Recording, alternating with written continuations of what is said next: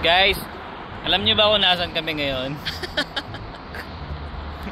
Hindi namin na-check yung train. Na blue naman, line. no? Kasi red line dapat. Blue line sinakyan namin. Ano? Calgary Zoo. Calgary Zoo. Buisit. Ayan o. Calgary Zoo. Ay, Diyos ko. Ito kasi. Oy. Usap kasi kami ng Nagkakwentuhan kasi kami kanina. Napasarap ang kwento. Oo, hindi namin namalayan yung lang basta may dumating na train. Tapos, nung nandito na kami banda sa, sabi ko parang iba yung dinadaanan namin. Tapos nung narinig ko yung sinabing Calgary Zoo, sabi ko sa kanya, baby, mali tayo na sinabi. Loko-loko. Baba ulit kami. Okay lang. Kasi na naman, at least walang diba, lakad na malayo. Andito lang naman yung pabalik. So 2 stations na. Anip na yan. Antay pa tayo. Tapos sila Zion tsaka yung kapatid ko nasa Chinook Mall. Doon kita-kita tayo. Doon na lang din tayo magdi-dinner. Yes. Papa-dinner si Alwin eh.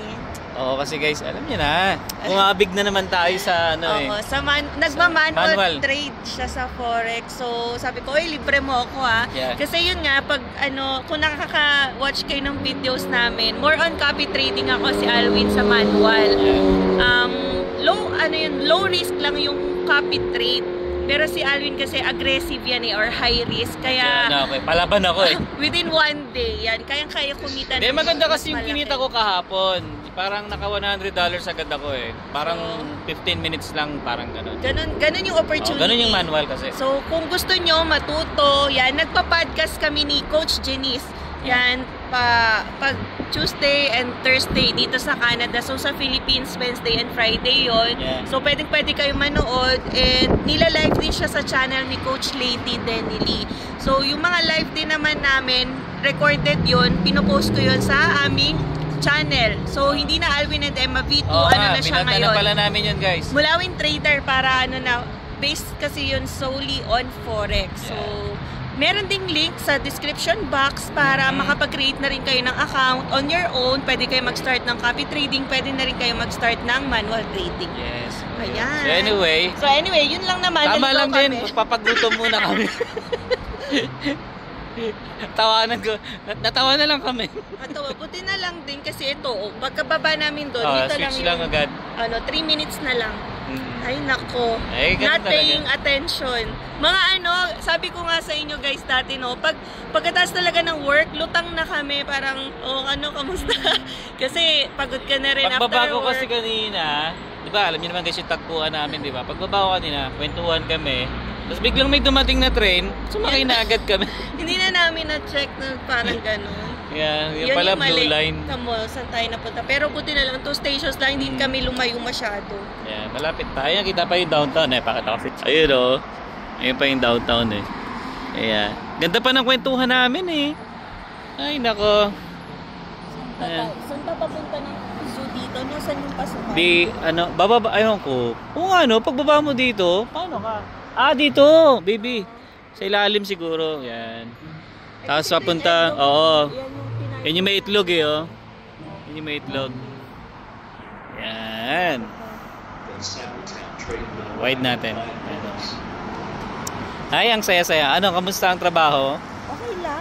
Same.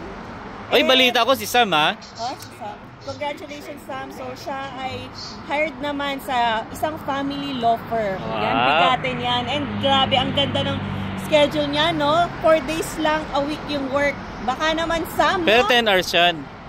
8 to 4:30. Yun okay. Yun lang naman. Pero okay din. Okay na yun. That's good. Diba? That's good. Okay. Bali bukas kasama na naman namin sila Sam. Kasi nga, diba? Birthday na ni Ate Michelle. Birthday ng kapatid ko. Kainan tayo. Yeah, so magluluto yung kapatid ko kasi bukas. Yeah, kami lang, mga kaibigan lang din. Okay. Mamadali talaga kami ngayon. Lilipat kasi kami dun sa kabila, guys. Si Emma, bilis maglakad Ang laki ng laki ng paa. Yan, doon lilipat kami sa kabila. Yung napapala ng di tumitingin. Yan. Kaya okay lang. Doon tayo sa dulo. Para... Oo, para pagbaba natin. Andun na agad. Doon na agad. Pa-parking niya. Okay, so yun guys, hintayin muna namin yung red line. Sure na to. Titingin na kami sa train. Ay, nako po. Ayan na, nandito na si Zion, tsaka si Ate Michelle. So, withdraw muna si Alwin. Kamusta naman dyan? May manlilibre sa akin. Yan, dito kami magdi-dinner daw. Minsan lang naman mag-dinner sa labas. Right? Yun guys, bali, yun nga, sa mga bago pa lang sa channel. Ang ginagamit kong pang-withdraw dito sa Canada, yung video ko. So, transfer mo yung Gcash. Yung kita mo sa Gcash, then Gcash to BDO. Tapos, Canadian dollar mo na siya. BDO. Canadian dollar na siya. Lalabas. Wow. Deposit ko ngayon. Deposit para yun nga, yung card na lang dito yung itatap. Yes, Zion. What did you do? Ay, sorry. Ito galing si Zion din sa daycare. Pinick up lang din ni Ate Michelle. What did you do there? Play. Nag-play ikaw? Train. Ng train. Oh, I saw the picture. Yeah. Down? Down? No more down. Gusto niya raw kasing umalis sa stroller. Okay? Down. So, magkano i-deposit mo, baby? 100. 200? 400? Checking to, di ba? Checking. Checking. Down. Okay. Late na ulit. Later na. Bye. Okay, so kakain muna tayo. Nakapag-deposit na tayo. Si Sayan ang gulo. Gulo-gulo. Bakit magulo ka? Sila ka nga, tulak mo. Hinahanap niyo yung sticker. Hindi yung sticker, baka may malaglag na card. Yan, so dito muna tayo sa sa Chinook ulit. Kakain lang muna tayo dito kasi wala tayong ulam. Hindi yan sticker eh. Okay. Ang gulo ni Sayon. Tattoo yan. Tattoo kasi yun. Bakit ayaw mo sa Edo, Japan? Kasi kakakain lang natin doon. Wow. So, iba naman. Gusto mo lang ata yung mamahalin eh. Siyempre kapag ililibre ka, doon tayo sa mahal. Parang pansin ko, ako na lang lagi nanlilibre. Magastos ka kasi. Parang ako na lang lagi nanlilibre. Yan, kain muna kami guys dun sa Asian food yun. Ang rindi-rindi ni Zion. Grabe. Hindi na maintindihan kung anong gusto. Sticker nga daw. Gusto niya na ipakabit. Doon natin kakabit. Tattoo yan eh, tattoo. Hindi sticker. Yan, so bukas guys, Friday na naman. Ang bilis talaga ng araw. Parang kailan lang. Ngayon. Oh, hi. Long time no see. Dati sa Amazon. Amazon. Di ba dati? Amazon. Nakita tayo sa aming... Yeah. Oo. Doon ka pa rin? Nasa na ako, na-classified yung license ko eh. So, nasa school bus na ako. Mas malaki doon Medyo maganda naman. Oo, kasi may nakausap ako niyan, driver, nung time na nagbabas ako. May nakausap akong driver. Sabi niya, apply daw ako. Medyo may pahinga. Oo, tsaka sabi niya, medyo malaki nga din starting. Ganun din naman yung payment. Pero mas malaki kaysa sa Amazon kasi. Tsaka na rin classified yung license. Wow, yan guys, kasama natin si brother. Yan, nakita na kami dati, pero siyempre hindi ko na maalala. Pero nung binanggit niya Amazon, naalala ko na. Oo, yeah. Kaya, ay, kamusta? congrats. Yeah. Kamusta ang Okay naman. Si Janty, di ba? Graduate na rin siya. Magkasabay naman silang dalawa. Sabay pala sila dalawa ni Ma'am. Ay, ayaw ni Ma'am. Okay. Ayan, so yan. So, dito kami nakita sa Chinook ulit. Chinook ulit, no? Oo. Last time dun sa may parking. Yeah, oo. Ayun. Tapos binalag din mo yung sa Amazon dati dun sa Maida. Diba? So yun guys, kwento muna kami. So nandito na tayo guys sa frozen din.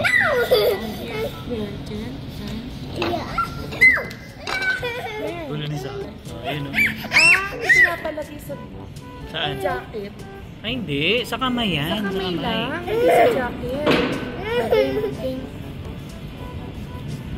Go.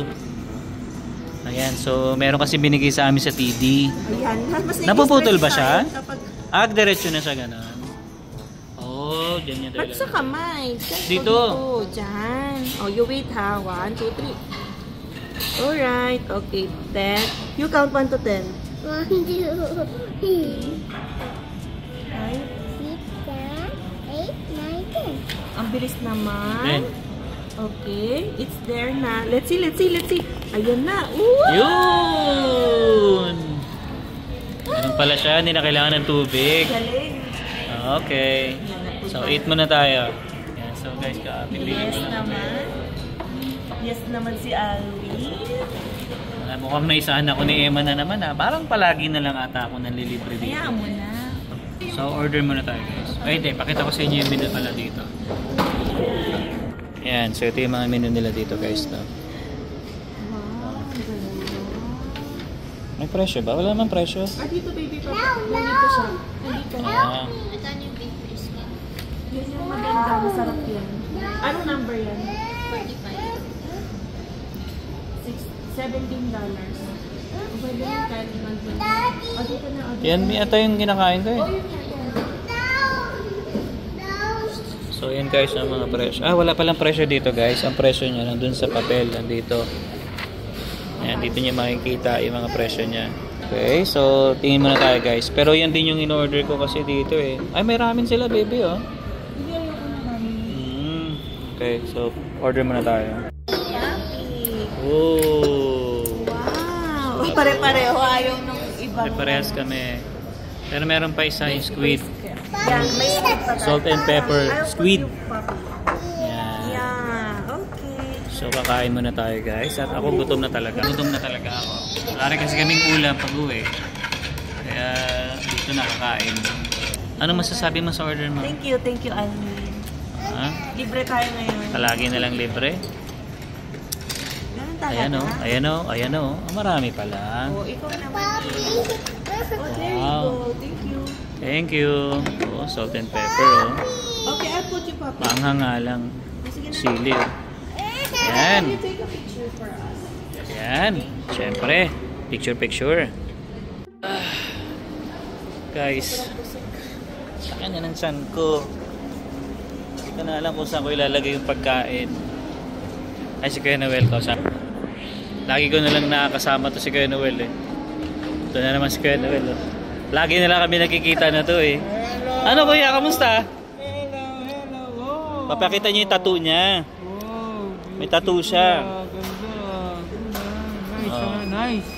Yeah, right and left. Kamusta kuya? Ayos lang. Trabaho pa rin. Kamusta ang buhay Guapings? Buhay Guapings, hindi ganun pa rin. Trabaho pa rin. Ano yan, magtatapong ka na? Ngayon Sa bagay, ano na rin ano? Ngayon lang tayo mag-umpisa para tama-tama. Di ba meron pa sa dulo? Tinignan ko na kanina. Kabisado ko kasi yan guys, yung dulo. Kasi ginagawa ko to. Yan, dati ginagawa ko yan. Tapo namin yung mga basura. Kunin namin yan dyan. Tapos dadalhin yan dun sa docking station. Tama. Ha? Ganun pa rin naman kuya na. Ganun pa rin. Walang pagbabago. Ay, pero parang At least pangit talagang ayun na, nabago na yung plastic natin. Ang lambot na to. Wala na. Ano na tayo? Bago Madali masira. Bago na natin. So, nagtitipid. Hindi ka makaiman natin talagang. Oo, maganda. Hello! Matibay yung plastic pati. Ganda! Kaya pakita niyo yung yung tattoo niya. Beautiful! Di ba marunong Tagalog? Di ba? No? Nakakaintindi lang kuya. So, ayun. Grabe, busog ako kuya. Saan yung may Oo. ayos yan. Wala kasi kaming ulam. Mukhang nakakapag-relax ka na yun dati. Kaya tumalab. Tingnan mo naman dyan ko. Ang ganda ng trabaho mo eh. Nakaupo lang nga lang ako doon. Pero Ang ganda yun ng ang trabaho mo. problema. Wala kang exercise. Dati. Harap ka lang, puro sa computer. Dati sobrang busy ka. Oo, di ba? Namakita ko noon. Bagsak katawan ko noon. Parang 1 week, 2 weeks to dito guys. Talaga bumigay yung katawan ko noon. Kasi nanibago talaga ako. Alam mo yun, di ko kasi talaga ginagawa yung ganito. Pero kinaya ko yun. Sinubukan niya kasi wala siyang mahanap na trabaho noon. Oo, bago pa lang. Bago pa lang, kaya yan. Tis-tis muna sa umpisa. Tis-tis. Ang bilis naman maka-belta naman. Tsamba lang yun. Ang gaganda ng mga napasukan mo ngayon. Hindi na yung huling-huli na talaga. No? Diyan ka na talaga. Sana. Ay, Saan pala? beautiful yan! Beautiful! Beautiful! Wala, magulo yung anak ko. Yun guys, nakauwi na tayo. Grabe yung busog ko. Ibang klase yun. Ang dami kasing kanin. Ay, kaya ako nananaba dito eh. Kasi, yun nga rin guys, no? Isa rin sa, siguro kaya ako tumataba. Tsaka lumalaki yung tiyan ko. Kasi nga sa trabaho natin, lagi lang tayo nakaupo. Parang siguro 8 hours ka nakaupo. Tatayo ka lang pag iihi ka, ganyan. Lunch. Yun. Kaya hindi na-burn yung ating mga kinain, ano. Tapos pagdating naman dito sa bahay, syempre, pagod ka na rin. Pahinga. Tapos maya-maya tutulog ka na rin. So, ganun yung gawain ng baboy. Ayun ako. Kaya kami ni Emma talagang, sobrang nananaba kami ngayon. Hindi gaya dati guys na ngayon. Kwento ko sa inyo kanina, no? Yung binanggit ko kay Kuya Noel. Yung mga first tsaka second week ko siguro dito guys sa Canada. Kasi yun yung first job natin. Talagang malaki yung binagsak ng katawan ko talaga nun. Kasi doon puro puro lakad.